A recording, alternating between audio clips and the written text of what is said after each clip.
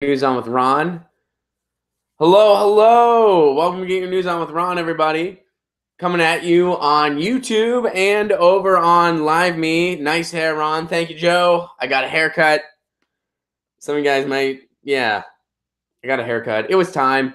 I got a haircut, and I'm feeling much better. Thank you guys very much for your well wishes. I appreciate it very much. I'm going to grab my guitar because we are at 15 people over on the Live Me. You guys know the drill. As soon as we hit 30 people, that's when the show officially starts, and I play the theme song. My weekend was great. I had a good weekend. I actually rested up for a good bit of it because I was a little under the weather. Jesse, how are you? Jesse, you tweeted something at me that I wanted to go over for the stream. And it was a while ago, but I wanted to make it a Get Your News On with Ron thing. We're already getting articles from everybody, which is awesome.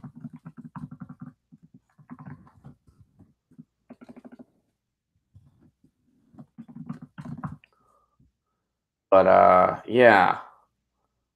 Let me try to find that article, Jesse, because I really did want to go through that. But it was a while ago. If you could retweet it to me, that'd be awesome. If you remember what I might be talking about. Because it was shit, what was the topic? It was last night. And I don't know if it was meant to be a Get Your News On with Ron thing or not. I don't know. I think it might have just been you were sharing it. But I was like, I really want this to be a Get Your News On with Ron thing. So yeah. If you want to retweet it to me, that'd be super, super cool. What happened to the JSTOR article? Which one? We've had a couple. We've had a few. All right, guys. We are at 21. The one about the protesters. Yes, I believe so. I'm pretty sure. Yeah, I'm pretty sure that's right. We'll go for it. You tweeted it out last night at some point. I know that's very vague. I'm sorry I'm not like more specific here. It happened at some point somewhere in time. All right, let me grab my guitar. We are at 22 right now. As soon as we hit 30 on the Live Me, I will play the theme song. This show will have officially begun. Welcome, Live Me viewers. Welcome, YouTube viewers. This is Get Your News On with Ron. Gonna grab the guitar.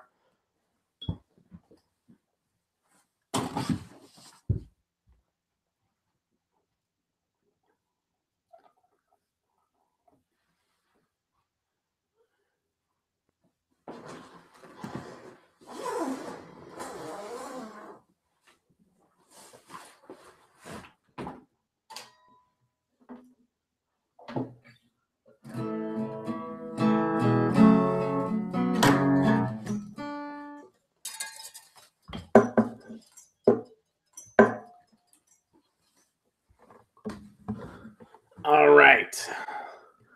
It's a weird, cumbersome little system I got going. Forever Voting Third Party, what's up? How are you? Good to see you. Welcome to Get Your News On with Ron, everybody. The world's first viewer-curated streaming news show. We are at 25. Yes, this was it, Jesse. Thank you so much. You nailed it. I appreciate it very, very, very much. Very cool. Very cool. So we already got some cool articles that you guys have been sending already. We are at 26. Slow filing in today. I guess it's because we did have the weekend.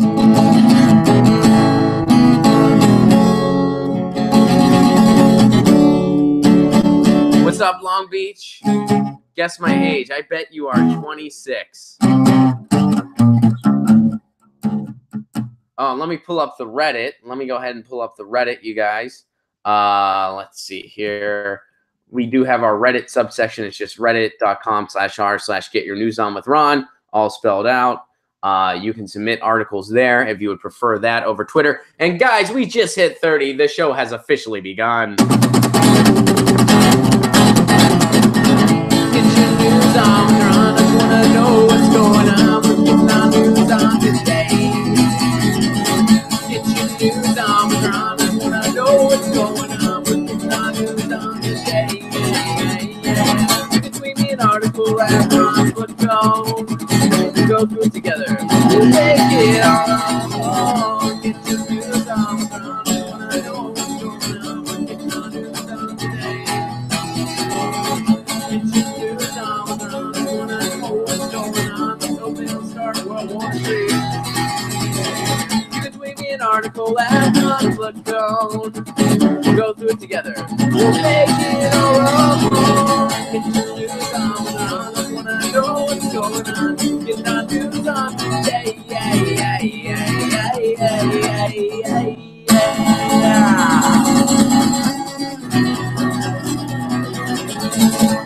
Welcome to Get Your News On with Ron, the world's first viewer-curated streaming news show. What does that mean? That means you guys tweet me articles, and we go through them together, and that is how we build this show. We are over on the YouTube now, and I know a lot of you guys have been enjoying the clips. Thank you so much for that. You guys have been giving me some feedback, and I appreciate that as well. We're still pretty new to the YouTube thing, doing it over on, I mean, I'm certainly not new to YouTube itself, but this show started just on Live Me, and then I decided I wanted to try to make it happen on different platforms. You guys know the drill. You guys know the story. Uppity Bumpkin sent us an article. We'll start with that. I just gave it a Get Your News On with Ron retweet. And a little bit of housekeeping real quick before we jump in. First of all, anybody in Los Angeles, if you're looking for something to do tonight, I will be headlining Flappers Comedy Club in Burbank. That's tonight. That show's at 8 p.m.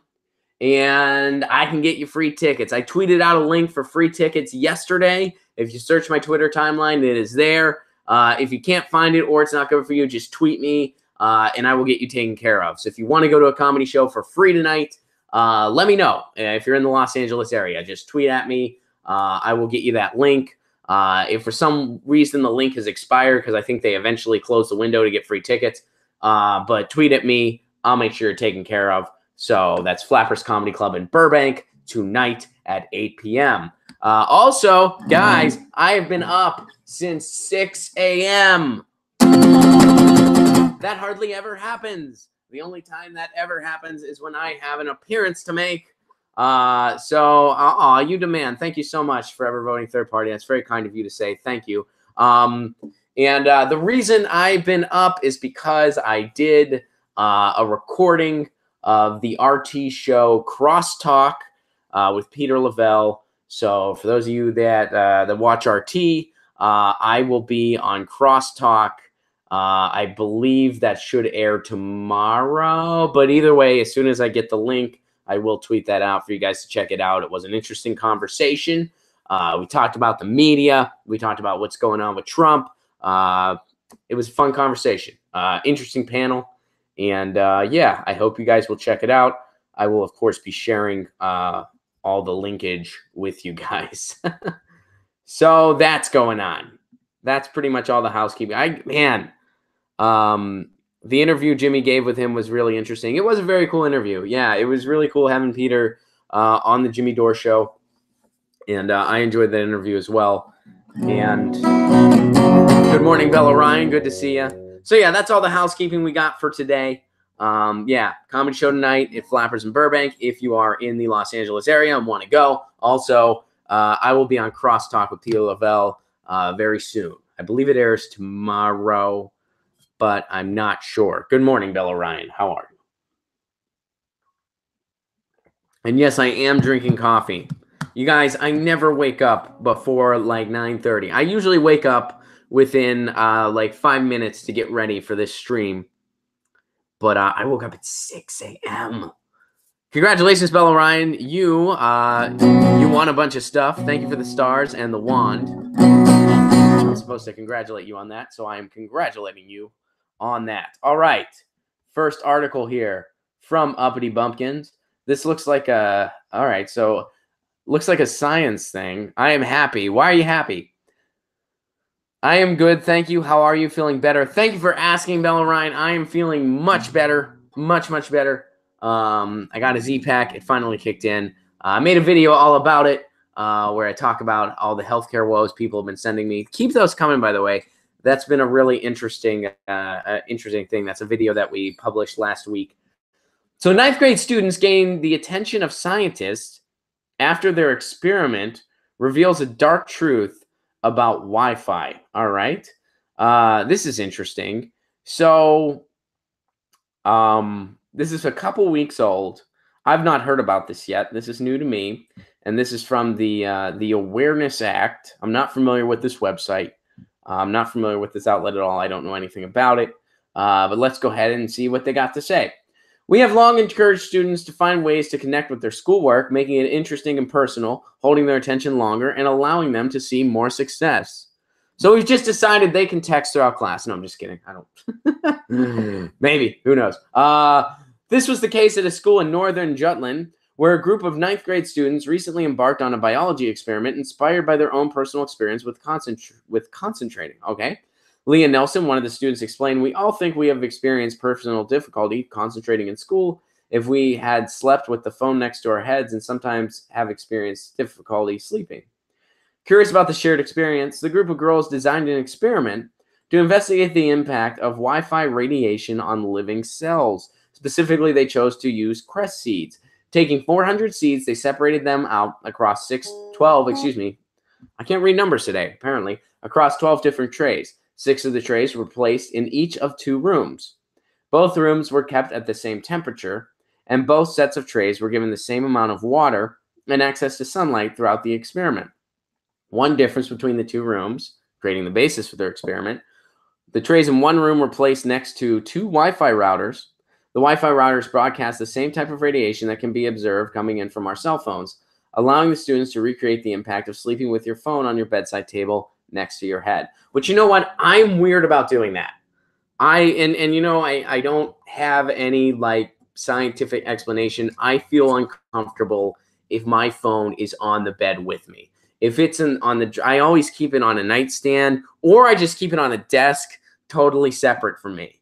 I know some people put it under their pillow, and that just weirds me out. It makes me uncomfortable. I don't have some long science explanation behind that. I really don't. It's just a personal thing. It doesn't feel okay for me. And this experiment may have some solutions, or may have some revelations for us to consider. Fellow Ryan, you're the same way. You can't. Yeah, I can't. It just weirds me out. All right. It just bugs me. Like, that's all I got.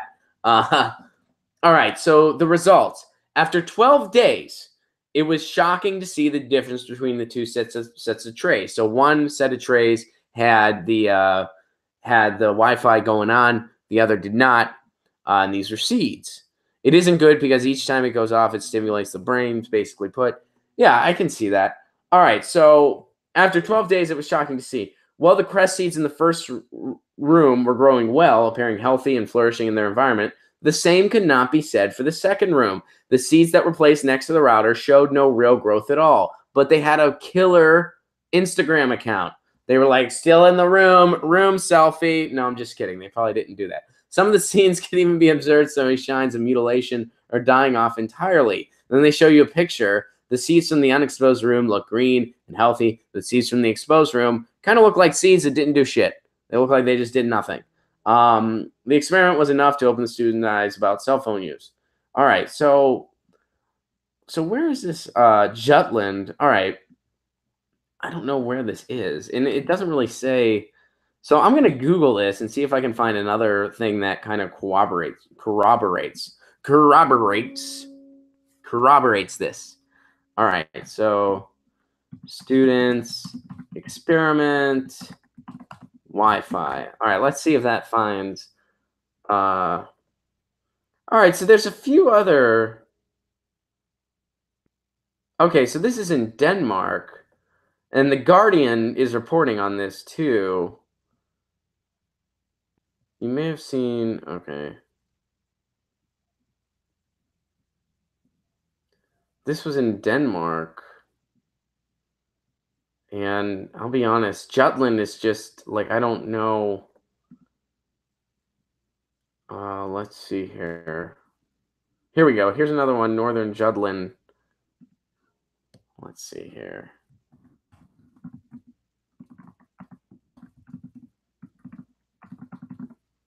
I feel like there might be more than one. All right, so Northern Jutland.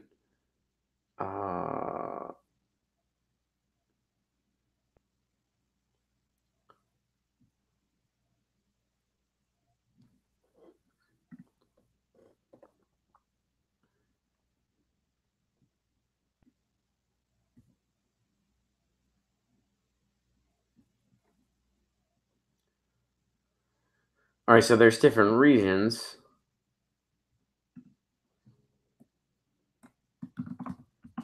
But it is in Denmark, at least part of it. North Jutland is in Denmark. There's a North Denmark region.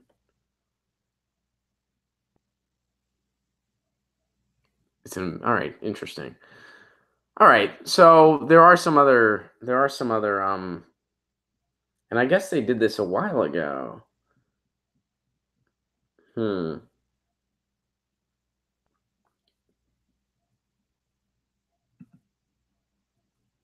Here's something that kind of goes against this. No, Wi-Fi does not hurt plants or anything else. Few things make me more irrational angry. This story is an old one, but it's making rounds again about a Danish 9th grade class that tested the germination of cress seeds placed next to Wi-Fi routers. But the real problem goes deeper than this.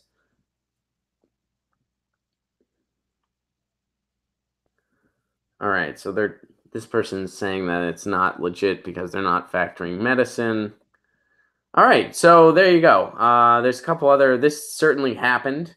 And yeah, interesting thing that happened. And there's some other articles corroborating it. There's one that says it's not an accurate experiment because they don't take medicine into account.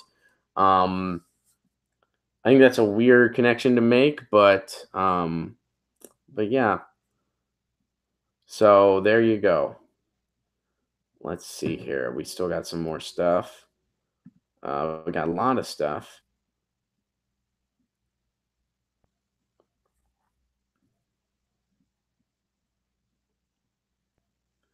Wow, all right, we got a lot of stuff. We got to move on. All right. Yeah. All right, so that's an interesting story. Thank you for that. And I guess we'll see if there's any other more research done on this.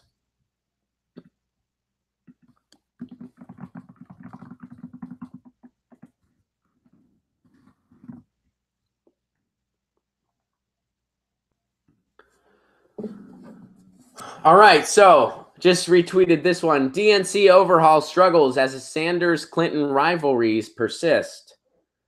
I undeniably underestimated the depth of the turnaround job, the Democratic Party chairman says. That, of course, is Tom Perez. 1 year into Tom Perez's project to save the Democratic National Committee from complete collapse or to just out every progressive that he can. That's pretty much what he's done. Officials are beginning to dig out of the hole left by Debbie Wasserman Schultz's mismanagement, Barack Obama's indifference, Russian hacking, and the bitter rivalry between Hillary Clinton and Bernie Sanders, capped by accusations of election rigging. This is via Politico. But going into a midterm election that should be the Democrats to lose, and if there's a way to lose it, they will find a way. The DNC is still struggling to bring its factions together and assert itself. Thrown to the mix, powerful super PACs, the much better funded party committees focus on Congress and governors, and more independent voters than ever. And many wonder if the DNC has a place at all anymore. I don't wonder. I believe they don't. I knew it was a turnaround job when I ran, but I undeniably underestimated the depth of the turnaround job. This is Tom Perez speaking. We had to rebuild almost every facet of the organization. By rebuild, he means make sure that progressives aren't in there.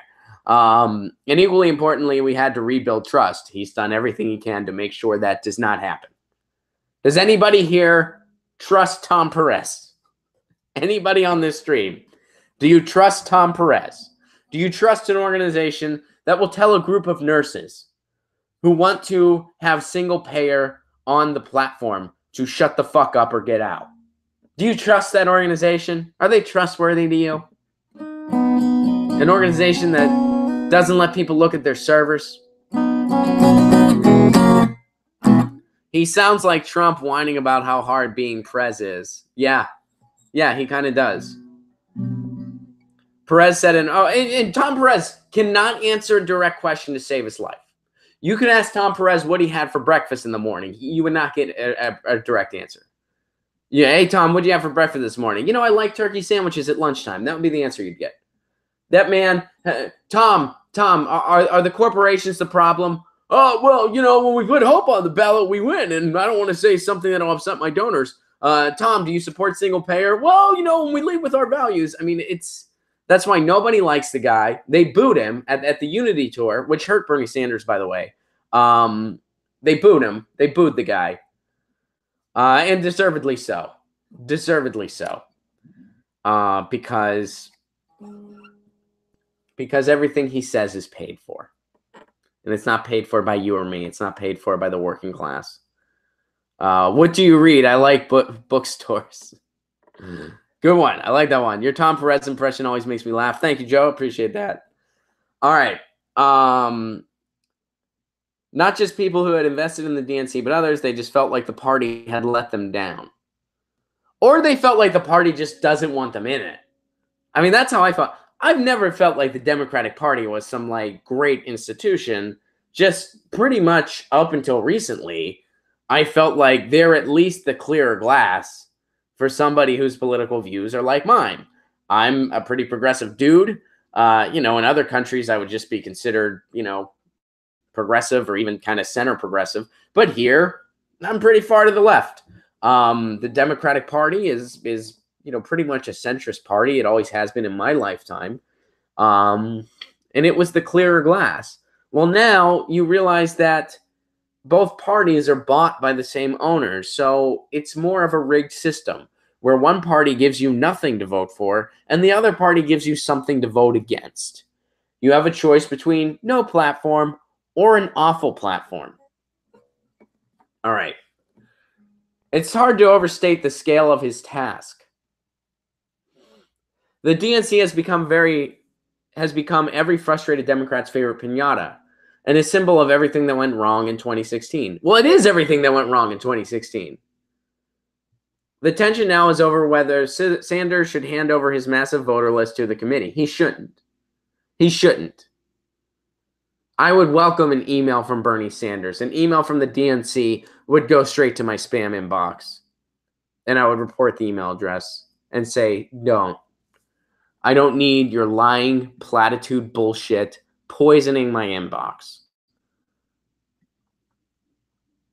The relationship between Perez and Ellison remains chilly, with periodic explosive fights over party strategy and appointments. I'm honestly not familiar with any of those fights where Keith Ellison was, you know, standing up for progressivism. I guess I can't say it's never happened, but I'm not familiar with any of these blow up fights between Ellison and Perez.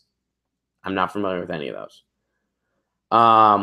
Let's see. The former whom Perez named deputy chair in an attempt to ease tribal infighting remains chilly.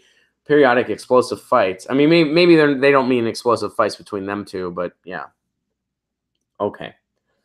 There are glimpses of progress and a sense of tempered optimism. Most of the DNC's officers and members have coalesced behind Perez.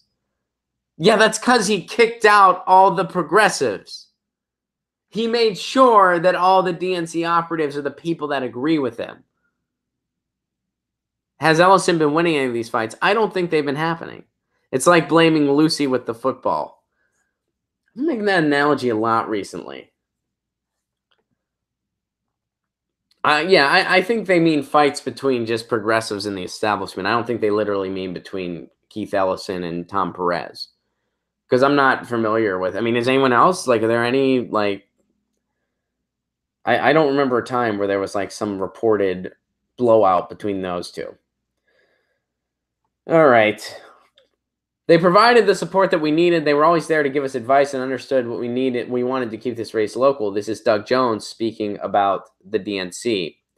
Chairman Perez understood we had a message that was consistent with the party. What was your message? If your message was, we have no message, we have no platform, and I'm against single payer and living wages, which is Doug Jones's message, then yes, his message is consistent with the Democratic Party. He's right.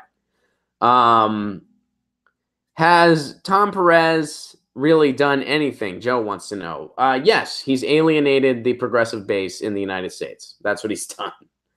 He's alienated the progressive base in the United States. He's humiliated himself on national television, and he won. He won the chair position because the establishment recruited him to do so. That's what Tom Perez has done. So Doug Jones is celebrating the DNC. By the way, who is Doug Jones? Doug Jones is a corporatist that is so uninspiring as a politician. He was able to beat a pedophile by less than 2 points. A pedophile. He literally could barely beat a pedophile. And again, I've made this point before. I think that if he was running against a serial killer, he would have lost. They'd have been like, maybe the serial killer's like the Punisher. They had good reasons. This guy is so boring. He almost lost to a pedophile. That's how uninspiring of a politician he is. And we're supposed to celebrate this. We're supposed to say, oh, the DNC has it figured out because they can run candidates that can barely beat pedophiles. Good job. Good job, Democrats. Yeah, you got no problems. You figured it out. You fixed everything. You fixed everything. Let's go back to sleep. Let's see. Is there more to this? Perez said the DNC's fundraising woes are overblown. Yeah, they still got money. They still got money.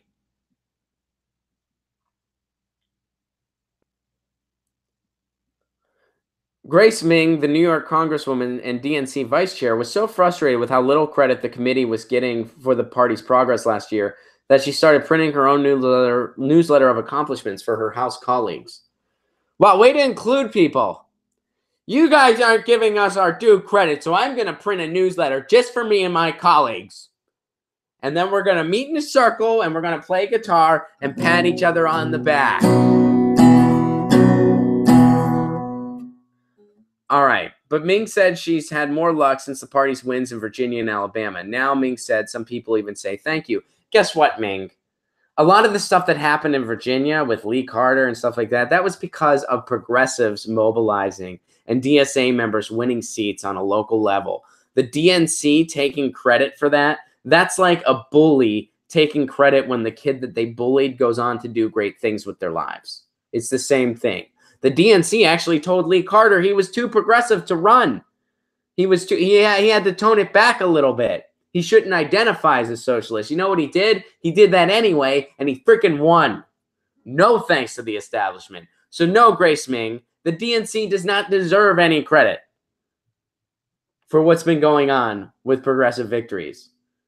The credit belongs to A, progressives, and B, people that are just that fed up with Trump. Trump wariness, which, yes, Trump wariness is enough for some victories.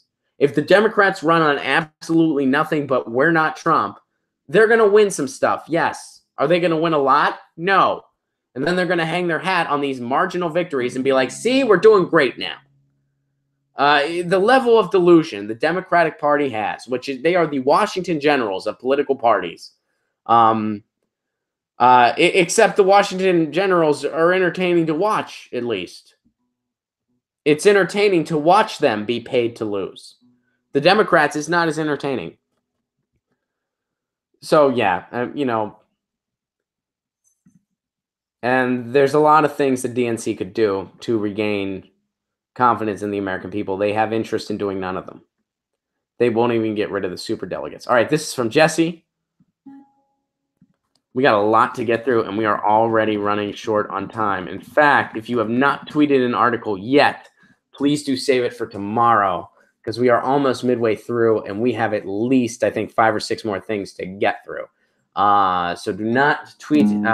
Please save the article for another time if you have not tweeted one yet because I won't be able to get to it.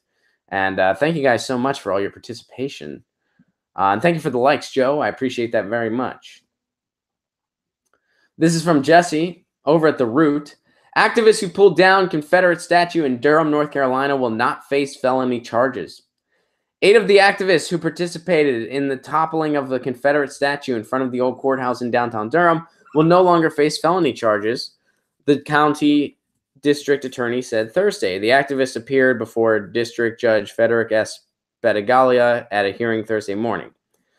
Immediately after the hearing, Durham County District Attorney Roger Eccles said, "We won't try them on felonies, only misdemeanors." The 8 activists are represented by North Carolina Central University law professor Scott Holmes. Holmes, who said in November that the felony charges would be dropped, did not have a comment on Thursday morning.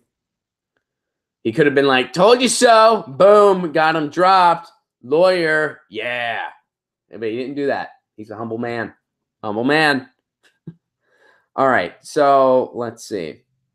And you guys remember when that happened. Like, you guys remember in Durham, a big group of citizens overtoppled a Confederate statue. And then later, when the police arrested some of the activists, and I'm just kind of going on my memory here, a big group of people, like just a ton of citizens, just showed up to turn themselves in an act of solidarity, which was powerful. And this was an act of civil disobedience that was justified. So yeah, I'm thrilled to hear that these activists will not be facing felony charges. Statues like these should have been gone years ago. They don't belong in public monuments. It's just not, it's one of those things, and we can, everybody's had this heritage conversation, and they've made these bogus comparisons of other figures in history that also have, did the forefathers do a lot of terrible things? Abso-freaking-lutely.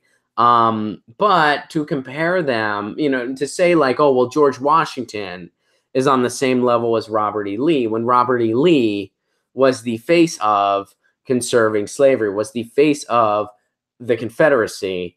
Those aren't one and the same. You're comparing apples and oranges. You're engaging in a whataboutism to try to justify something that we just shouldn't tolerate anymore. It's a matter of these do not belong because these do not reflect the values of the contemporary United States. They don't belong in a courthouse. They are symbols of repression, and that's what they're there for. Nobody put up a symbol, like nobody put up a George Washington statue to make members of society feel oppressed. I'm sure some people felt oppressed by it, but that's a different discussion for a different day. But that was never the intention. The intention of these Confederate monuments were to make recently freed Black slaves feel like, oh, wait a second, don't get excited. Don't think that you're equal. Don't think that you have rights yet. No, we're still here to remind you. That's what those emblems were for. That's what they were put there for. That's what those statues represent. That's why they were there in the first place. So it represents an ugly, racist past meant to oppress. Just like just like the argument for the Confederate flag. No, it's not a heritage thing. This was a flag that was just a battle flag that was later readopted by the KKK. So anyway, without getting too far off on this, I'm glad they're not facing felony charges. I think that's the right thing. I think it was an act of justified political disobedience. And I'm glad to hear there will be no felony charges. This one is from Long Beach. Oh, wait, you deleted this. All right. I'm trying to give you a retweet, but it said you deleted the tweet, Long Beach. All right. Chinese agency Dangong cuts U.S. sovereign ratings from BBB plus from A minus.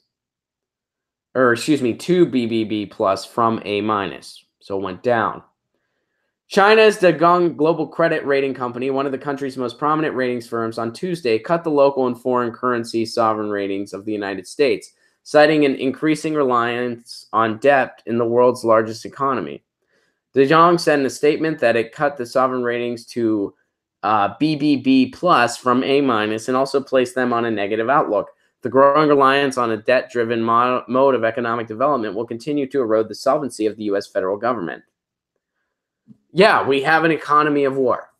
We have an economy of war where military spending is beyond rational. And that's how we fuel our economy. That's what our economy is based on. It's not based on what we export. It's not based on what we make. It's not based on domestic issues. It's based on war. Just like every empire before us, it is a failed model. And as a result, now it's hurting our credit rating.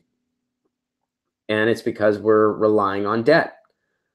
In December, President Trump signed into law a package of tax cut that will add $1.4 trillion over a decade to the $20 trillion national debt.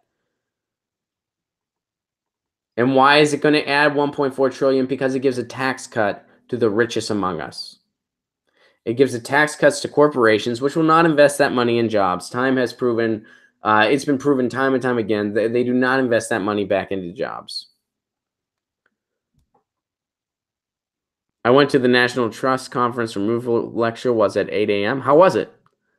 There was a protest in my area. Dems resistance, yes to 80 billion in unsolicited war funds. Yep.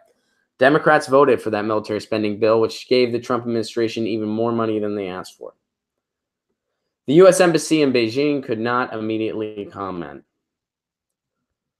So it looks like we've just been knocked down a grade. And what's funny is earlier today, somebody was telling me how great the economy was doing under Trump.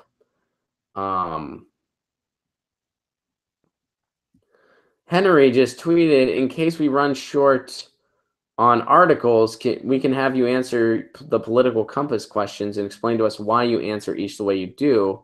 All right, cool. If we run out of articles, we will do that, Henry. That's a cool suggestion, and we'll definitely do that at some point.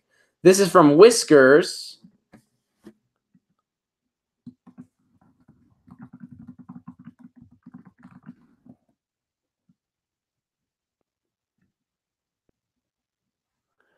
Dems say they have 50 votes in Senate to overrule net neutrality repeal. Senate Democrats have put together 50 votes for a measure meant to block the FCC's December decision to end net neutrality rules put in place by the Obama administration. Small correction, we had net neutrality before Barack Obama. It just wasn't cast in stone. Then the cable companies took it to court. The people fought it. And the Obama administration, with Tom Wheeler at the realms, begrudgingly gave us the Title II designation we've been asking for since 2005. Okay, so and it's frustrating for me when Barack Obama is given credit for net neutrality, when there have been digital rights activists that have been fighting this fight since 2005, have been pleading with Barack Obama, or not even just Obama, I mean before that, but with Bush, hey, give us Title II designation. The free and open internet is too important. They've been ignored. At least they listened with Obama. I mean, I will say that, and I will say at the 11th hour, Tom Wheeler and Obama did do the right thing. It was because the public made them, but at least they did what the public made them do. Okay, I'll concede there. But to make it out like Obama is some net neutrality architect, it's just ridiculous. And by the way, you're helping anti-net neutrality people when you make that argument. So, everybody that you're helping the anti-net neutrality argument when you make it out like Barack Obama's, because they'll be like, well, what changed between the internet from 2015 till now? It's the same as it was in 2014. They'll be able to throw that at you. And because you think Barack Obama invented net neutrality and it's the only reason we have it, and if it wasn't for him, we never would have had the concept. How do you counter that? You can't.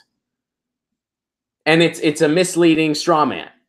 It's a misleading, deceptive means of dissecting what's really going on.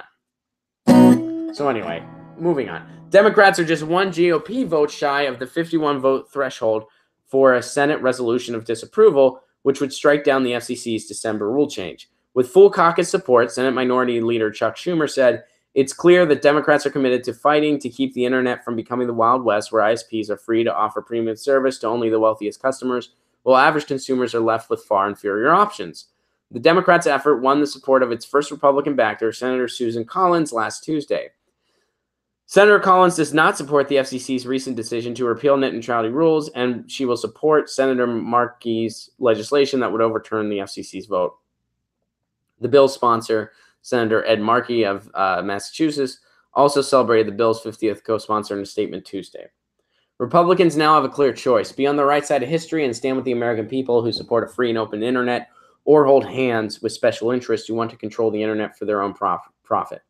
The measure, if it passes the Senate, faces a murky future, as it would have to pass the GOP-held House and get President Trump's signature to go into effect.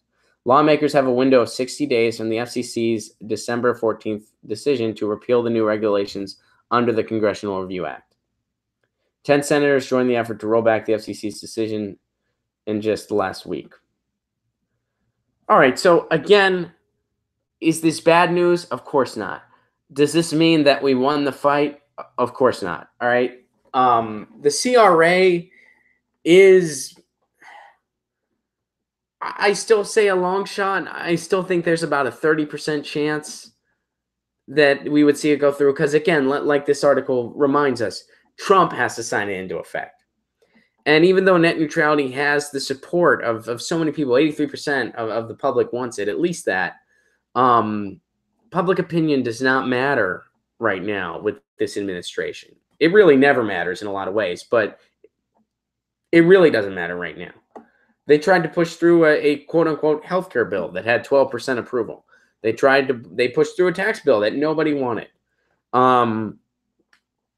So the chances that he would sign this, I think, are slim. I mean, unless somebody that's in the net neutrality court has access to him and compliments his hair that day. I mean, that's what Trump doesn't really have strict ideology one way or the other. The dude can kind of just be swayed by whoever flatters him for the most part. So,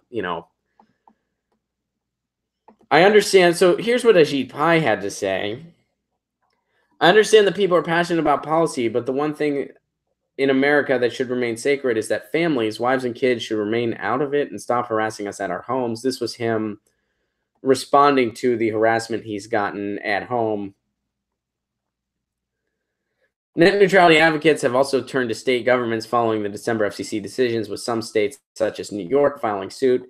I know something similar is going on here in California. So the fight is really still where we're at. And there's three big ways that we need to be fighting back for net neutrality. Now, one way is this Congressional Review Act. This, I think, is the longest shot, even though it would be the easiest to get through policy-wise. In 60 days, if Congress overturns this, then we got net neutrality back to where we're at, and we've at least held the front lines for now. It's probably the easiest solution as far as timeline goes, but it's not easy as far as the power dynamic in Washington goes. So that's one at least temporary solution. Now, a long-term fix, and this is solution number 2, is just going to municipal internet, building municipal internet in our communities, which the cable companies are trying to stop. They even have preemptively passed legislation before to try to make sure that doesn't happen, but to kind of, see what you can do in your community, see what kind of red tape you can step over. And communities are doing it. Something's going on in Longmont, Colorado already has it. Fort Collins is building it. Chattanooga's had it for years. So there is progress going on there. And some of you guys know this. I'll take this opportunity to give a quick shout out here. On January 29th, I will be showing up to my town hall in Pasadena, California. I'll be showing up to the town hall meeting, and inquiring about municipal internet in Pasadena, where I live. And after the town hall meeting, I'll be playing a set of music at the Old Town Pub in Pasadena, my favorite punk bar in town. So if you're in the area, come on out to that. Everything I described in that event is totally free. Of course, it's free to come to the town hall meeting, and the show afterwards is free as well. It's a night of activism and music. So anyway, getting away from the plug, that's the other way. That's way number 2 is municipal internet. Now, that's a long road, absolutely. What that also is, though, is a permanent fix. If we put the internet in our hands, if the public owns the internet, the net neutrality battle's over. Now, the third fix for this is at the state level. States are proposing their own net neutrality rules where they would make it illegal for anyone to be an ISP in that state unless they uphold net neutrality rules. And that may be the most likely fix short term. That may be the most likely fix. I think the 2 latter ones are the most likely to come to fruition in the short and long run. And I think we got to try them both. Can we stream that? I'm down. I'll see if I can stream the event. I will try to do that. I will definitely try to do that. Absolutely. All right. So we got a few more articles here to get through. And we'll see what we get through here.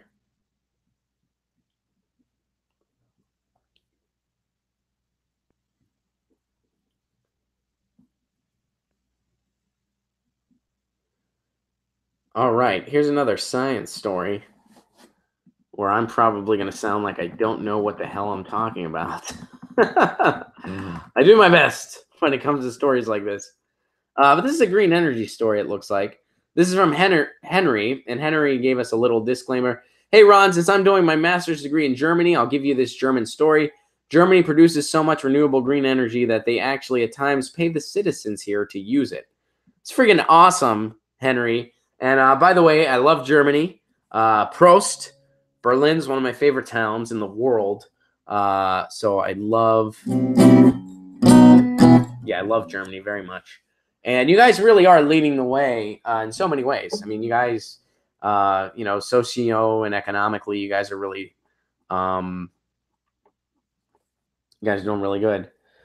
Germany had so much renewable energy over Christmas, it had to pay people to use it. People in Germany essentially got paid to use electricity on Christmas. That's pretty freaking cool. Electricity prices in the country went negative for many consumers, as in below zero on Sunday and Monday, because the country's supply of clean, renewable power actually outstripped demand. This phenomenon is less rare than you think. Germany has invested over $200 billion, the equivalent of $200 billion, in renewable power over the last few decades, primarily in wind and solar. During times when electricity demand is low, such as weekends when major factories are closed or when the weather is unseasonably sunny, the country's power plants pump more electricity into the grid than consumers actually need. The disparity arises because wind and solar power are generally inconsistent. When the weather is windy or sunny, the plants generate a lot of electricity, but all that excess power is difficult to store. Battery technology is not quite advanced enough to fully moderate the supply to the grid. So when the weather is hot, like it was in parts of Germany over the weekend, and most businesses are closed, plants generate an excess supply of power. So this is what happens when you invest in green and renewable energy. You can have an excess of energy. The New York Times reported that some manufacturing plants and offices were incentivized to use electricity at a cost of $60 per megawatt hour. And earlier this year, power prices in Germany spent a total of 31 hours below zero during an unseasonably warm October, according to the Times. Now, traditional power grids, which mostly rely on fossil fuels to generate electricity, are designed so that output matches demand. But renewable energy technology hasn't yet been developed to produce according to demand, since generation is a function of weather. And guess what? It's renewable. It's renewable. So if they have a surplus, it's freaking okay. It's freaking okay. It's just a really, really sunny day. I got so excited I just dropped my guitar pick. That's how excited I got. Wow, that's so awesome. We have those programs here. Forever Voting Third Party, got power. Been talking a lot of power. Forever Voting Third Party says, we have those programs here. You can sell power back. Yes, we do, but they're not on the wide scale that Germany has it. Jesse says, time to move. I do love Germany. I really do. In Britain, renewable energy sources generated over triple the electricity as coal did in 2017. Here in the United States, we hope to have some renewable energy by 2057. That's amazing. Thank you for sharing this, Henry. I now have another reason to be envious of Germany. You guys have universal health care. You guys have, another awesome thing that they do over in Germany is they, at least in Berlin, I guess this doesn't go for all of Germany, but in Berlin, they have a thing where they believe that they have a thing where, Donald sent us something interesting. We'll get into this next. They believe that everybody should have access to the arts, regardless of your ability to pay. So they have very structured tier seating. We have something like that in the United States where it's like you can either pay a lot of money or a lot of money. But in Germany, they have seats for like pretty much every income level. So you can go see the opera or something like that for as little as like €5 or €8. regardless, depending on your ability to pay. That's something Berlin does, which I think that's really cool too. So Donald tells us that getting back to our conversation that we had on the statues, apparently Robert E. Lee was against erecting Confederate memorials. This is from CNN. So let's look at what this is about. And I know that Robert E. Lee did not erect his own memorial. I didn't mean that he wanted to do it. I meant that the people that erected them did so as a way of being, as a means of oppression, which is true. But I know that wasn't Robert E. Lee himself doing that. He was already dead. But apparently he was against this. Well, let's look into this. There's been much controversy in Charlottesville and beyond about preserving monuments to Confederate General Robert E. Lee, but if you had a chance to ask the guy, he'd most likely say no thanks. Based on his writings, Lee was not a fan of statues honoring Civil War generals, fearing they might keep open the sores of war. Interesting. Cool. I didn't know that about Robert E. Lee. And it's nice to know that we both feel that war is awful. We do have that in common. And I never knew that. And now I know. It's an interesting CNN article. Debt is not the issue. Our national debt is our national treasure. We have a sovereign fiat currency that only we can print, and thus we can never go broke. That is what Chris says. And, fair point. But we also, our currency is also based on nothing. So, I mean, it's going to diminish our currency, and it will continue to do so on the world scale. So, I understand your point. I don't think it's quite that simple one way or the other. Let's see here. Maybe I overstated things. And and the agency cited political deficiencies that gave us the BBB plus rating too, by the way.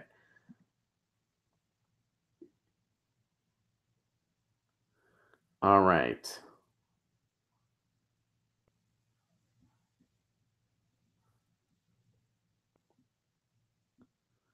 Donald sent this to me. All right, we might have, let's see here. Oh, here we go. BP's Deepwater Horizon bill tops $65 billion. Wow, this is from The Guardian. Firm's financial pain offset by rising oil prices as it winds down payouts from the 2010 disaster, with 99% of 390,000 claims processed. BP said it was nearing the end of the $65 billion Deepwater Horizon compensation process on Tuesday, as it announced an unexpectedly high further payout of $1.7 billion, but said it was down to the final few hundred outstanding claims. The British oil firm announced it will be hit by a $1.7 billion charge in the last quarter of 2017 for court-ordered payments resulting from the oil spill, the worst in U.S. history. The latest hits means BP will pay out $3 billion in compensation for 2017, compared with the $2 billion anticipated. The jump in Gulf of Mexico-related costs is a reminder of how difficult it has been for the company to draw a line under Deepwater 8 years on from the disaster. Wow. Okay. BP said the cause of the increase was partly due to a court ruling last May that tied the compensation to the company's revenues. The average compensation ruling levied by the U.S. body that imposes the payouts has increased sevenfold over the past year, suggesting the most expensive and tricky claims have been left to last. While $3 billion is a significant step down in the $7 billion that BP paid out over the incident in 2016, the surprise headache was enough to upset investors. Well, that's who I'm worried about. How are those investors? How are those investors that are trying to profiteer off of destroying the environment? Are they upset? If they're upset, I'm upset. If they're bummed out, I can't freaking sleep. I should serenade all of them. I'm sorry, investors. I'm sorry, investors. You just want to invest in poison drinking water, and I feel sorry. No, I don't. So, I wonder if that Tony that Tony gentleman wants his life back. Remember that? When he said, "I want my life back." Oh, we're forgetting the real victims in this. The CEOs. So BP is still paying for something they should be paying for. And, our government has bared part of the cost too. And citizens have borne the biggest cost. You know who really got hurt when that happened? Who really got hurt when that happened? Wasn't the oil CEOs, wasn't big oil. It was the people that live and work on the Gulf. It was the people that maybe run a restaurant on the Gulf Coast, and their business was pummeled because of this oil spill, and people couldn't go to the beach. Unfortunately, government does not offer incentives. What do you mean incentives? Incentives on what? Animals too. Kate points out the animals. Oh yeah, I mean you can look up the pictures from that oil spill and some of the sea life and some of the seagulls and stuff. I mean it's hard. It's hard to look at. It really is hard to look at. So you know what? I'm glad that BP is at least facing some kind of financial consequence for what they did. I don't understand why when something this catastrophic happens, they don't just put the company on like a permanent restraint. I mean, it's socially a conscious decision making. I don't know what that means. I don't know what that sentence means. Sorry. Socially a conscious decision making. So there you go. BP still paying as they should be. Now, this will probably hit us at the gas pump, probably, because they're paying these fees. Although, the price of gasoline is set by worldwide demand and supply. So we'll see. Maybe it'll have a negligible to nil effect. Why doesn't BP invest in alternative energy? Because the status quo is still benefiting from them. They're still benefiting from this system. They're benefiting from big oil. So they're going to go down with the ship. And as long as they can milk it, they're going to milk it. That's just how this stuff works. So that's what's going on here. That's what's going on here.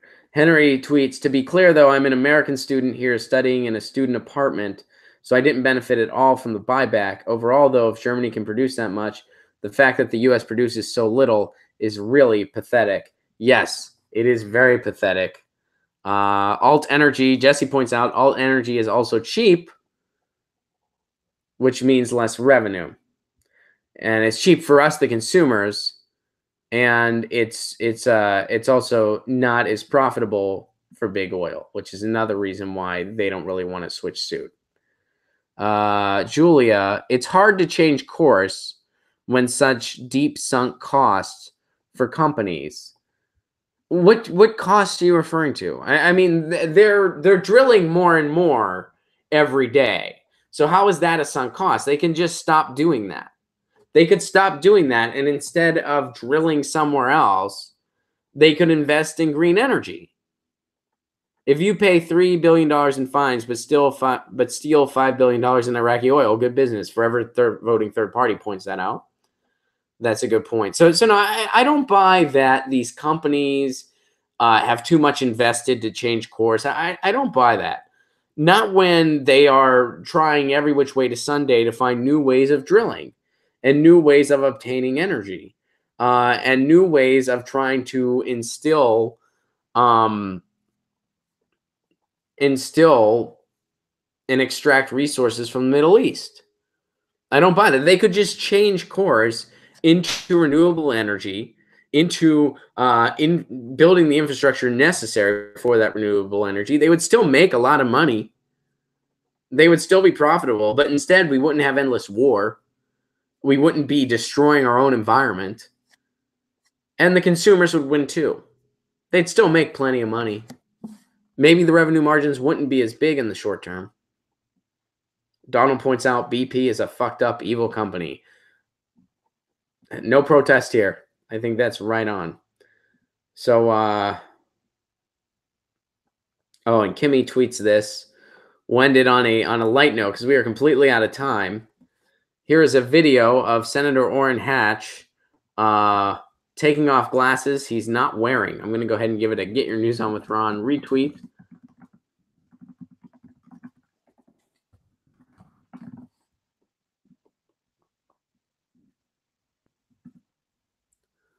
Let's see here. It's 3 seconds long. Yes. Senator Orrin Hatch thought he had glasses on his face, and he took off phantom glasses. Orrin Hatch just did that. He just totally took off phantom glasses. It's a funny video. You know, something to give us all something to laugh about. Although, you know what? I got to be honest. Politics aside, I've done that before. I've totally taken off my phantom glasses before. So I can't judge them too much because I have totally taken off my phantom glasses before. We are out of time, but we have one. I think we got one that we didn't get to. So I'm going to do it real quick. And then we are going to this is from DC 420 LA. A new bill calls for tracking agent to be applied to marijuana and hemp. A bill introduced in the Colorado Senate will require that a tracking agent be applied to medicinal and recreational marijuana and industrial hemp plants, even though the technology hasn't been invented yet. SB 029 calls for an agent that is applied to a marijuana plant, marijuana product, industrial hemp, or industrial hemp product, and then scanned by a device in an attempt to improve marijuana tracking and help law enforcement officials distinguish where marijuana products originated. But some activists and businesses think the proposal goes too far. The bill, sponsored by state senators Leroy Garcia and Kent Lambert and state representative Dan Pabon and Yulin Willett, calls for the tracking of agent to be applied to the plants, which could mean spraying, rubbing, spreading, and many other things, but notes that Colorado State University Pueblo must first develop the technology. I have a bill that I'm proposing where when we get time travel, I have access to it. Me and all the citizens have access to time travel when we get it. As soon as the technology, how many other bills do they put forth? First of all, why is this necessary? What are you going to gain from this? You know, marijuana is legal there for medicinal and recreational purposes. Why do you need to track plants? That seems totally unnecessary and a total oversight, and something that could lead to a lot of kind of cyclical effects, like, you know, spying and unnecessary searches, unnecessary oversight. So this is not a good idea. But most importantly, what bills are out there? I bet there is a bill that says, like, once we get time travel, only certain people can have it. How many other bills about non-existing technology do they have out there? We need the technology to do this. But I got a bill out there that that once people can become invisible, you cannot use that power to spy on government meetings. Like, what the hell? Jesse says, I'm sure Reagan had the time travel bill. Once time travel's invented, only certain people get it. It's only... Once time travel's invented, you have to own property to be able to use it. That's a bill that's out there somewhere. It's a bill for non-existing technology. So this bill sounds very stupid on many levels. It seems like an unnecessary overreach by people that are just trying to demonize use of pot and hemp. And furthermore, the technology is not even there yet. So, wow. I'm sure... I have a feeling there are other more constructive ways we can be spending our time as far as making bills goes. Guys, we are totally out of time. Speaking of time, this is Get Your News On with Ron, the world's first viewer-curated streaming news show. What does that mean? That means you guys tweet me articles, and that's how we build the show. Thank you guys so much for your participation. We almost didn't get through everybody. In fact, I may have missed a few. If I did, I apologize. My timeline gets filled up and out of whack, but I tried to make sure I get to everybody. Thank you guys so much for your participation. And this is how you do the show here. You tweet me articles, and that's what we talked about. We covered a lot of ground today. Everything from net neutrality to science experiments in Denmark to renewable energy in Germany to Bills in Colorado with technology that's not even in existence yet, to Orrin Hatch having phantom glasses. Did a lot today. And that's how this show works. You guys show me what we talk about. Apparently, we're having some stalling issues over on the live me, so I will dismount. Guys, if you want to support this show, you can do so over at patreon.com/Ron Placone. You can give at any level you're comfortable with, anywhere from $1 up, and you get all the same content no matter what. You get an exclusive podcast every week. You get exclusive videos. You get writings, free tickets to my shows. I have a show tonight. You can get free tickets to that. Actually, that's for everybody, though. Anyone can get free tickets to that one because I have a link for free tickets.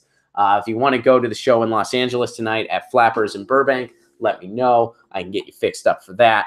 RonPlacone.com. I'm announcing more and more tour dates by the day. Going to be in Illinois. Going to be in Texas. Got more news coming up.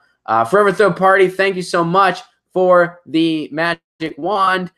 Kate, thank you so much.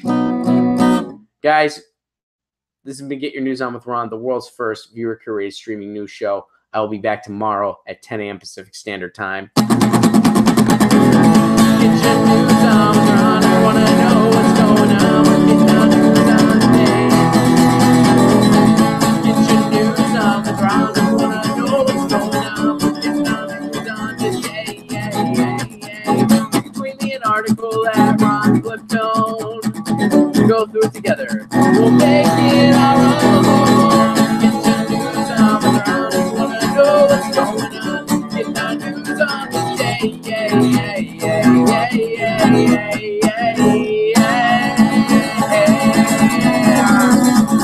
This is Get Your News On with Ron, the world's first viewer-curated streaming news show. I'll be back at you tomorrow at 10 a.m. over on the YouTube and over on the live feed.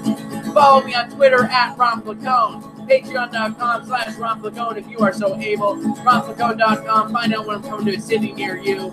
I will see you tomorrow at 10 a.m. Stay safe out there. Peace.